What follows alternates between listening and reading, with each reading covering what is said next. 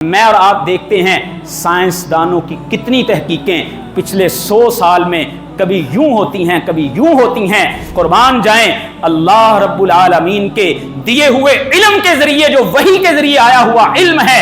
میرا اور آپ کا دین جس کا آغاز اقرا سے ہوا ہے، یہ تعلیم و تعلم کا دین ہے، یہ چیزیں سیکھنے کا دین ہے۔ ہمیں اپنے ذہنوں میں یہ کانسیپٹ بٹھانا چاہیے کہ وحی کے ذریعے دیا ہوا جو علم ہے وہ حتمی اور یقینی علم ہے۔ آپ نے فرمایا کہ نبوت و رسالت والی جو وحی تھی اور اللہ نے جو آخری پیغمبر بنا کر کے بھیجنا تھا وہ اللہ نے میرے اوپر ختم کر دی ہے۔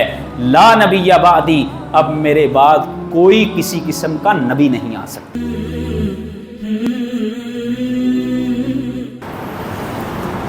محترم سامعین و سامعات، لائق صد تقریم میرے معزز بھائیوں، سیرت النبی صلی اللہ علیہ وسلم کے عنوان پر ہماری گفتگو چل رہی تھی۔ نبی مکرم صلی اللہ علیہ وسلم کی سیدہ خدیجہ رضی اللہ تعالی عنہا کے ساتھ شادی کا ہونا اور اللہ رب العالمین کا ان کے بطن سے آپ کو اولاد عطا فرمانا، اور پھر اس اولاد کا پچھلے خطبے میں ہم نے مختصراً تعارف آپ کے ساتھ ڈسکس کیا تھا۔ نبی مکرم صلی اللہ علیہ وسلم کی عمر مبارک جب 35 سال ہوئی تو ایک واقعہ پیش آیا، اور اس میں اللہ کے نبی صلی اللہ علیہ وسلم نے لوگوں کو ایک بہت بڑے جھگڑے سے کمال قسم کی حکمت اور دانائی کے ساتھ بچا لیا۔ وہ معاملہ یہ پیش آیا کہ بیت اللہ کی جو عمارت تھی یہ 4 دیواروں پر مشتمل تھی، اس کے اوپر چھت نہیں تھی، تو کچھ لوگوں نے بیت اللہ میں موجود کچھ خزانوں کو چرایا، اور اس کے ساتھ ہی یہ واقعہ بھی بیت اللہ کی تعمیر کا سبب بنا کہ چونکہ اسماعیل علیہ السلام کے بعد کچھ لوگوں نے اس کی تعمیر میں کچھ حصہ ڈالا تھا، لیکن یہ عمارت کافی پرانی ہو چکی تھی، اور اسی سال سیلاب بھی آیا، تو بیت اللہ کی نئے سرے سے تعمیر کرنے کے لیے مکہ کے لوگوں نے اکٹھے ہو کر کے ارادہ کیا، اور جب یہ اکٹھے ہوئے تو ایک بڑا اہم فیصلہ یہ کیا گیا کہ ہر شخص بیت اللہ کی تعمیر کے لیے اپنے مال میں سے صرف حلال کی کمائی لے کر کے آئے گا۔ اگر کسی کے پاس سود کے پیسے ہیں یا کسی نے کسی کے مال کو ناحق طریقے سے چھینا ہوا ہے تو وہ اپنے مال کو بیت اللہ کی تعمیر کے لیے نہ لے کر کے آئے۔ تو بیت اللہ کی تعمیر جو ہے اس کے لیے مختلف قبائل کے لیے مختلف حصے مقرر کر دیے گئے۔ ہر قبیلے کے لوگ پتھر لے کر کے آئے کہ وہ بیت اللہ کی تعمیر میں اپنا حصہ ڈال سکیں، اور تاریخی روایات میں ایک رومی شخص کا نام ملتا ہے، باقوم اس کا نام تھا، جو اس ساری کنسٹرکشن کو ہیڈ کر رہا تھا۔ تو جب بیت اللہ کی عمارت کو بنیادوں سے کھڑا کیا جانے لگا تو جب اس کی بلندی حجر اسود کے نصب کرنے تک پہنچی تو اس بات پر جھگڑا ہو گیا کہ حجر اسود کو کون نصب کرے گا۔ ہر قبیلہ کہنے لگا کہ یہ معزز پتھر جو ہے اس کو اس کی جگہ پر ہم رکھیں گے. حتیٰ کہ ان میں سے ابو امیہ ایک شخص تھا جو قبیلہ مخزوم کے ساتھ تعلق رکھنے والا تھا. اس نے ایک فیصلہ دیا اور وہ فیصلہ یہ تھا کہ جو شخص کل سب سے پہلے مسجد حرام کے دروازے سے داخل ہوگا اس کو ہم سب حکم تسلیم کریں گے. وہ شخص جو فیصلہ دے گا ہم سب اس کے فیصلے کو مان لیں گے. اور کل جب اگلا دن آیا تو لوگ جب مسجد حرام میں آئے تو سب سے پہلے وہاں پر انہوں نے میرے اور آپ کے پیغمبر حضرت محمد کریم صلی اللہ علیہ وسلم کو دیکھا. اور جب انہوں نے نبی مکرم صلی اللہ علیہ وسلم کو دیکھا تو کہنے لگے ھذا الامین رضیناہ ھذا محمد، یہ ایک ایسا شخص ہے کہ جس کو ہم سب امین تسلیم کرتے ہیں. ہم اس بات پہ ایگری کرتے ہیں کہ یہ امین ہیں اور ان کے کیے ہوئے فیصلے کو ہم سب تسلیم کریں گے.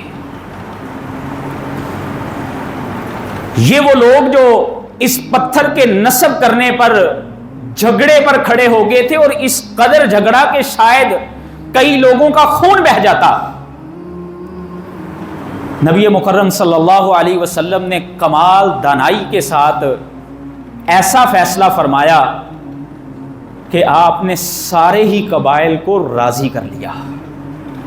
آپ نے فرمایا کہ ایک بڑی چادر لائی جائے اور آپ نے اس چادر کو بچھا کر کے اپنے ہاتھوں سے اس پتھر کو اٹھا کر کے اس کے اوپر رکھا. اور اس کے بعد آپ نے سرداروں کو بلا کر کے کہا کہ یہ جو قبائل کے سردار ہیں یہ سب مل کر کے اس کپڑے کو اوپر اٹھائیں. اور جب انہوں نے مل کے اس کپڑے کو اوپر اٹھایا تو نبی مکرم صلی اللہ علیہ وسلم نے بعض روایات کے مطابق یہ ہے کہ خود اکیلے اس پتھر کو اٹھایا اور بعض روایات میں ہے کہ ان سرداروں کے ہاتھ بھی لگوا کر کے آپ نے اس پتھر کو اس کی جگہ پر نصب فرما دیا. اور ایک بہت بڑا جھگڑا اور لڑائی جو تھی وہ اس طرح سے ٹل گئی. تو مکہ والوں نے بیت اللہ کی تعمیر فرمائی اور تعمیر کرتے کرتے شمال کی جانب کی دیوار کا کچھ حصہ جو ہے وہ ابھی تعمیر ہونا باقی تھا. تو ان کے پاس جو حلال کی کمائی کے پیسے تھے وہ ختم ہو گئے. آج جو میں اور آپ وہ حتیم جسے کہا جاتا ہے وہ جو حصہ دیکھتے ہیں وہ اس دور سے اس کو تعمیر نہ کر سکے اور ان کے پاس پیسے ختم ہو گئے تھے حلال کی کمائی کے. تو مشرکین مکہ نے بھی اس بات کا خیال رکھا کہ اللہ کے گھر بیت اللہ پر ہم نے اللہ کے دیے ہوئے مال میں سے صرف حلال کے پیسوں کو لگانا. اور پھر انہوں نے بیت اللہ کی تعمیر کی. بیت اللہ کی تعمیر کے حوالے سے مختلف طرح کی روایات ہمیں ملتی ہیں. حافظ ابن حجر عسقلانی رحمۃ اللہ نے فتح الباری میں اس کو ذرا تفصیل سے ڈسکس کیا ہے. بیت اللہ کو سب سے پہلے جو تعمیر کیا وہ اللہ کے فرشتوں نے کیا تھا اور اس کے بعد پھر سیدنا آدم علیہ السلام نے اس کو تعمیر کیا. یہ میں مختصراً اس کی ڈیٹیل آپ کے ساتھ ذکر کر رہا ہوں.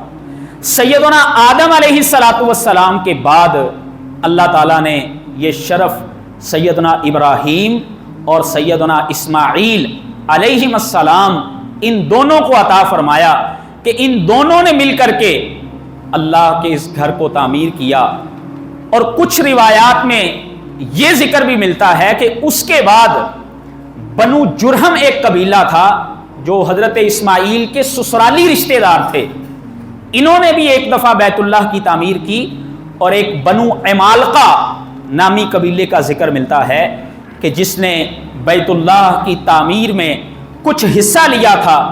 اس کے بعد وہ بلڈنگ مسلسل اسی طرح چلی آ رہی تھی اور پھر یہ قریشیوں نے، یہ نبی مکرم صلی اللہ علیہ وسلم کو نبوت ملنے سے 5 سال پہلے یہ قریشیوں نے مل کر کے بیت اللہ کی جو عمارت تھی اس کو تعمیر فرمایا.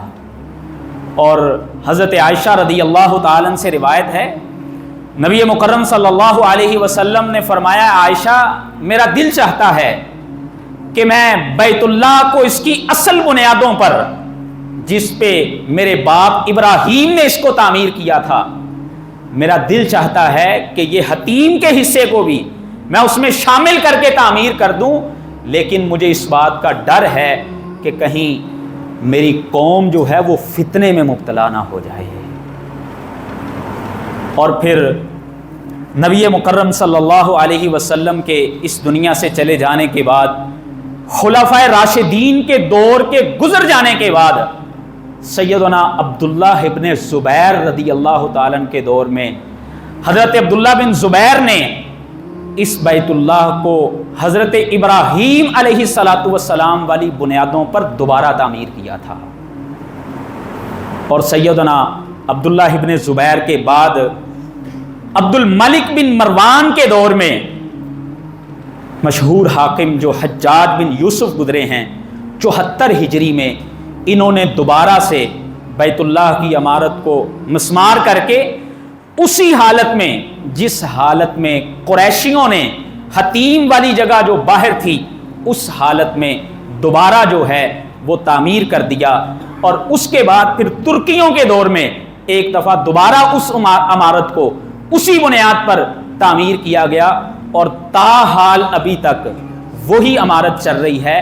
اس کی کچھ مرمت کو اس طرح کے معاملات وقتاً فوقتاً ہوتے رہتے ہیں، لیکن جو اس کی عمارت کا سٹرکچر ہے یہ ترکیوں کے دور سے ایک سلطان تھے، مراد بن احمد ان کا نام، سلطنت عثمانیہ کے یہ حاکم تھے، ان کے دور میں بیت اللہ کو تعمیر کیا گیا تھا.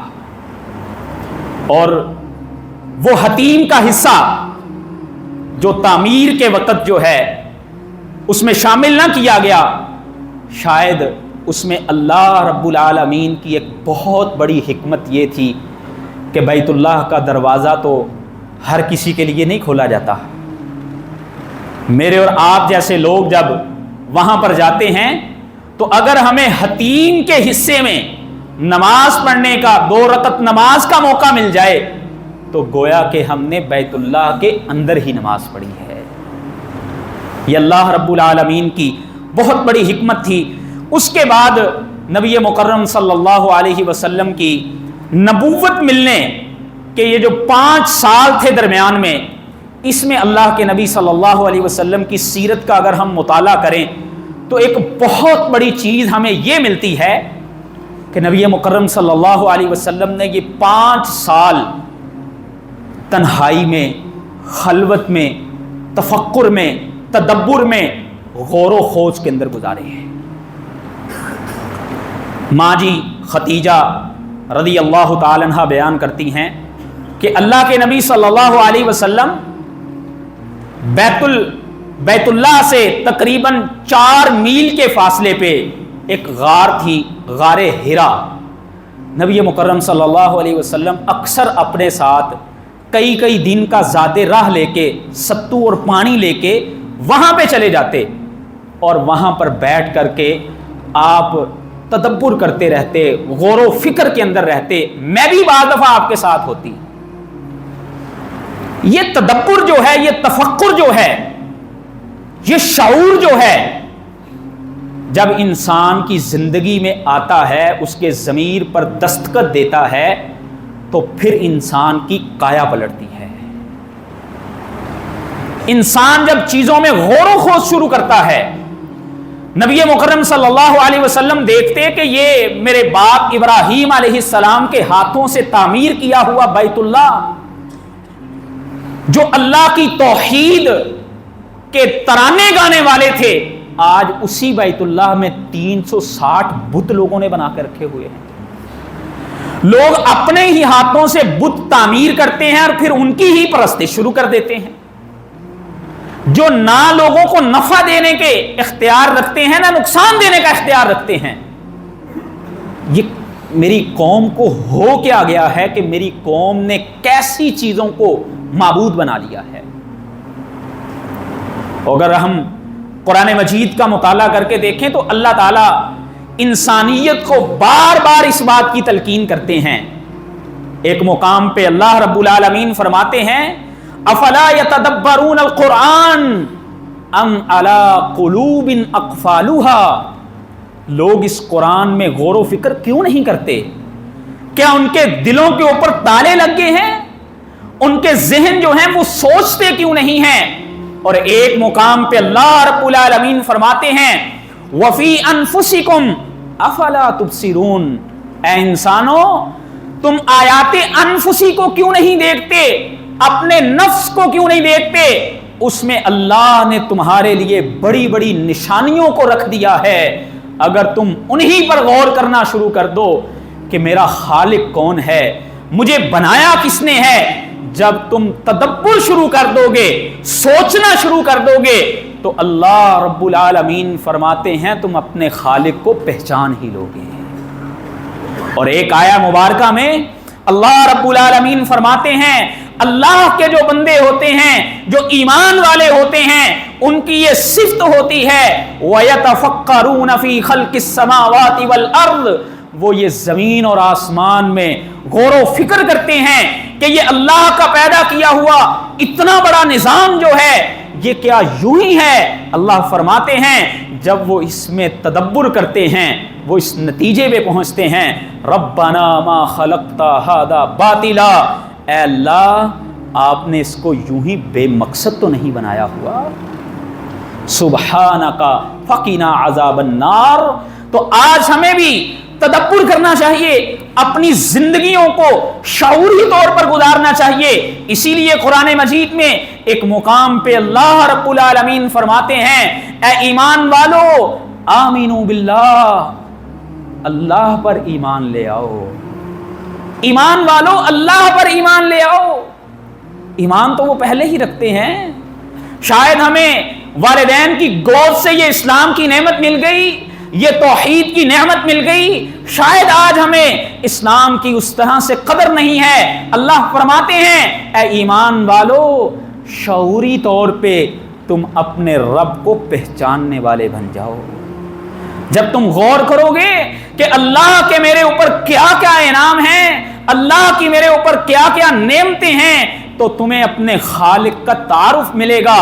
جب تم اپنے خالق کا تعارف کرو گے پھر زندگی میں کوئی لمحہ اور موڑ ایسا نہیں آئے گا کہ حضرت انسان کوئی بھی کام کرنے سے پہلے یہ سوچے گا کیا یہ کام میرے رب کو پسند ہے یا میں اپنے رب کی نافرمانی کرنے جا رہا ہوں۔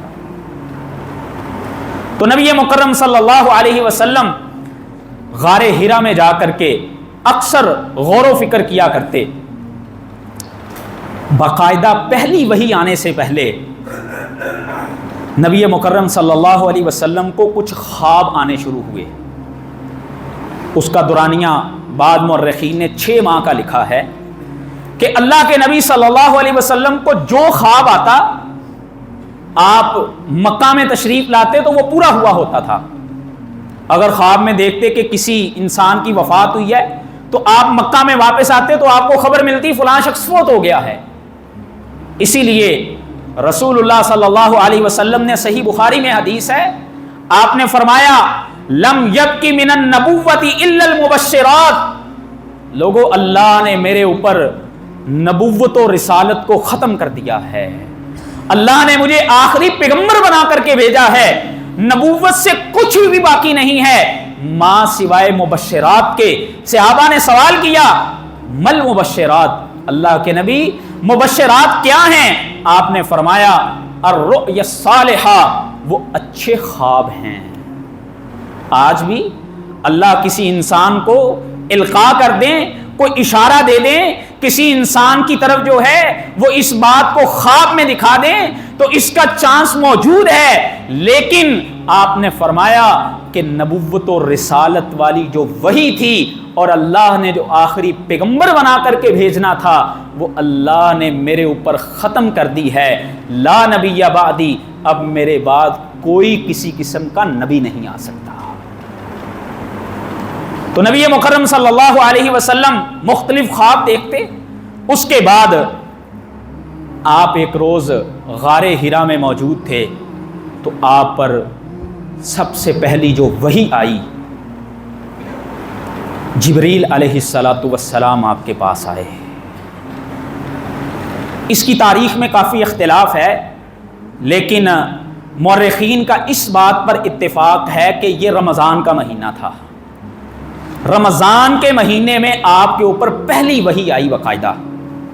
اور اس میں ہمارے ہاں بعض لوگ شاید یہ سمجھتے ہیں، جیسے ہمارے ہاں یہ بات کہی جاتی ہے کہ لیلۃ القدر میں جو ہے وہ قرآن نازل کیا گیا.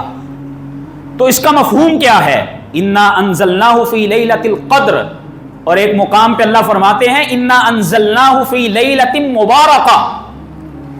یہ جو قرآن لیلۃ القدر میں نازل ہوا ہے، اس کی تفسیر مفسرین نے یہ بیان کی ہے کہ یہ قرآن مجید چونکہ پہلے لوح محفوظ میں تھا.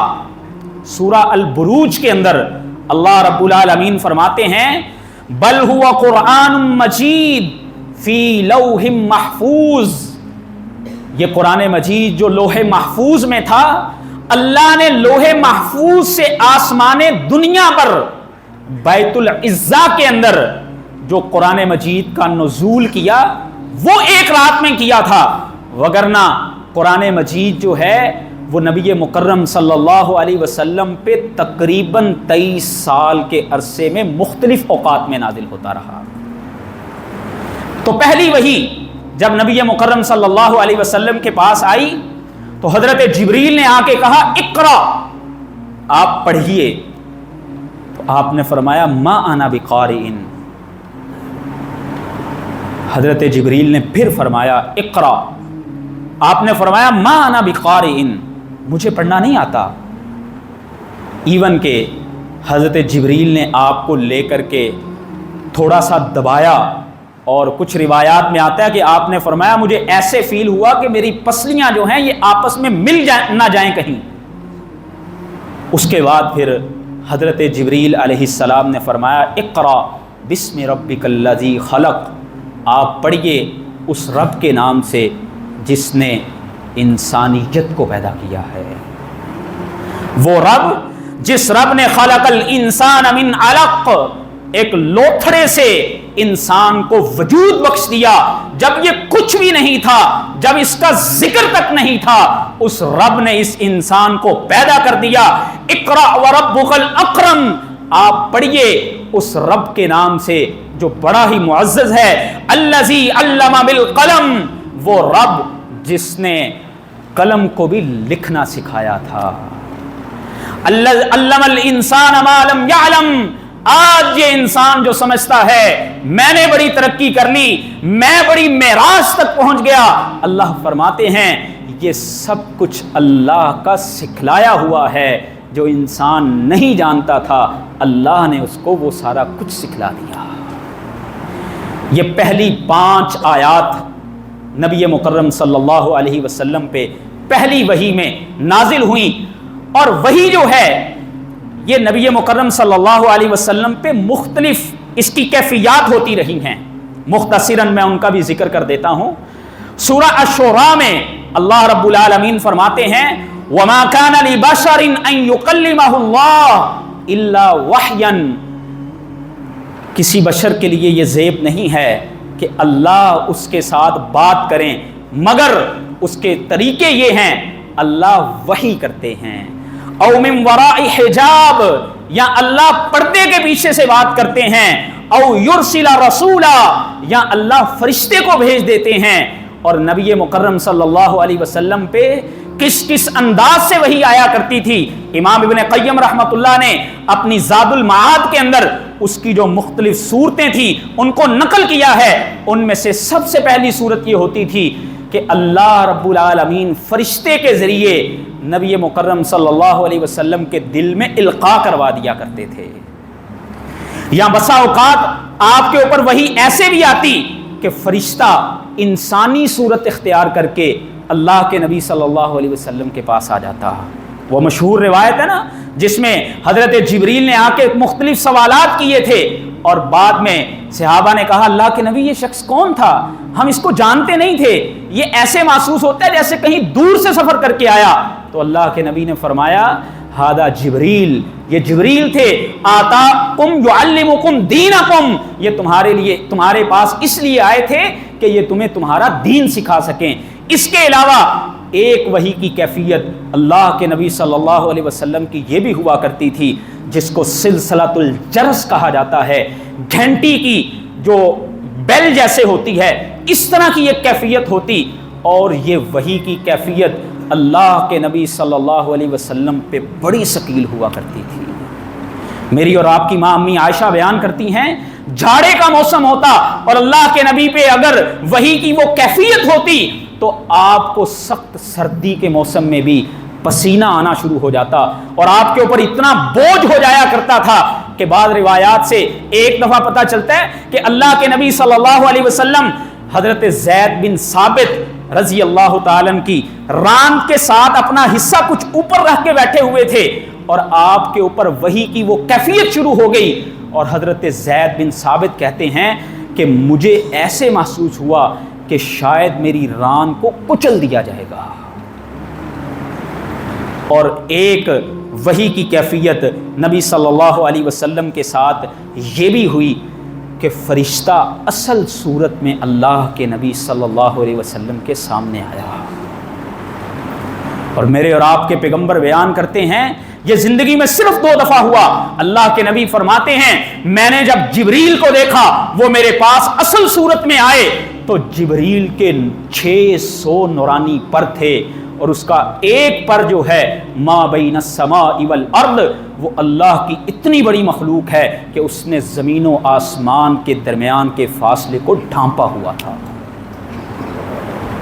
اور آپ فرماتے ہیں کہ جبریل کے علاوہ مجھے کوئی اور چیز جو ہے وہ اس زمین اور آسمان کے خلا کے درمیان جو ہے وہ نظر نہیں آ رہی تھی. اور ایک وحی کی کیفیت جو ہے وہ من وراء حجاب, پردے کے پیچھے سے بات کرنا ہے, وہ اللہ نے میرے اور آپ کے پیغمبر محمد کریم صلی اللہ علیہ وسلم کو معراج کے موقع پر وہ صورت دکھلائی. یہ نبی مکرم صلی اللہ علیہ وسلم پر مختلف طریقوں سے وحی آیا کرتی تھی. اور یہاں پر ایک بات میں یہ بھی کرنا چاہتا ہوں, ہمیں اپنے ذہنوں میں یہ کانسیپٹ بٹھانا چاہیے کہ وحی کے ذریعے دیا ہوا جو علم ہے وہ حتمی اور یقینی علم ہے. آج دنیا نے جتنی مرضی ترقیاں کر لی ہیں, سائنس جہاں تک مرضی پہنچ گئی ہے, لیکن سائنس سے میں اور آپ فائدہ اٹھا سکتے ہیں.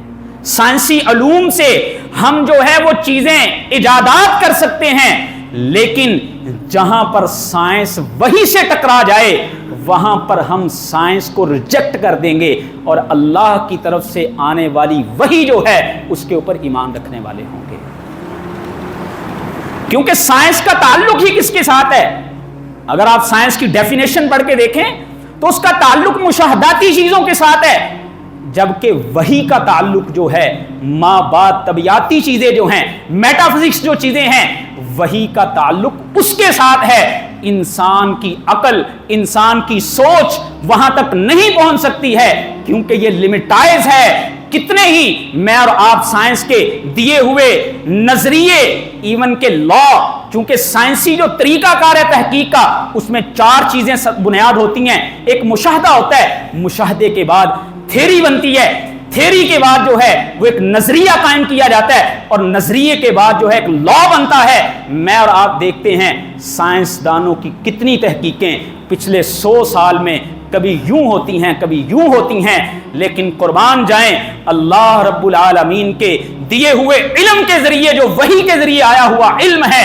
ایک گورے نے جب انسان کی تخلیق کے مرحلے کے اوپر ریسرچ کی تو اس نتیجے پر پہنچا کہ یہ اس دور میں جب سائنس کا نام و نشان بھی نہیں تھا, وہ پہاڑوں کی بستی جس میں محمد صلی اللہ علیہ وسلم پہ وحی آئی اور اس وحی کے ذریعے جو یہ بات انسان کی پیدائش کا پروسیس بتایا گیا, یہ اس بات پہ دلالت کرتا ہے کہ یہ اس کائنات کے خالق کی طرف سے ہے.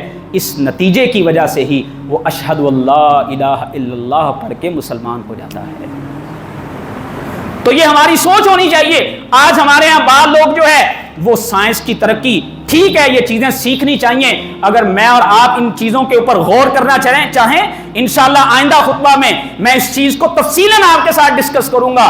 میرا اور آپ کا دین جس کا آغاز اقرا سے ہوا ہے، یہ تعلیم و تعلم کا دین ہے، یہ چیزیں سیکھنے کا دین ہے، لیکن اس کا مطلب یہ نہیں ہے کہ ہم چیزیں سیکھتے سیکھتے اپنی عقلوں کو یہاں تک لے آئیں کہ اپنی عقلوں سے وحی کو ریجیکٹ کرنا شروع کر دیں. یہ ایک مسلمان کا طرز عمل نہیں ہوتا. اسلام کا تصور علم کیا ہے، یہ اقرا سے شروع ہونے والا دین جو ہے، اس کی تفصیلات میں انشاءاللہ آئندہ خطبہ میں ذکر کروں گا. اللہ مجھے اور آپ کو سنا کے عمل کی توفیق عطا فرمائے. وآخر دعوانا الحمدللہ رب العالمین.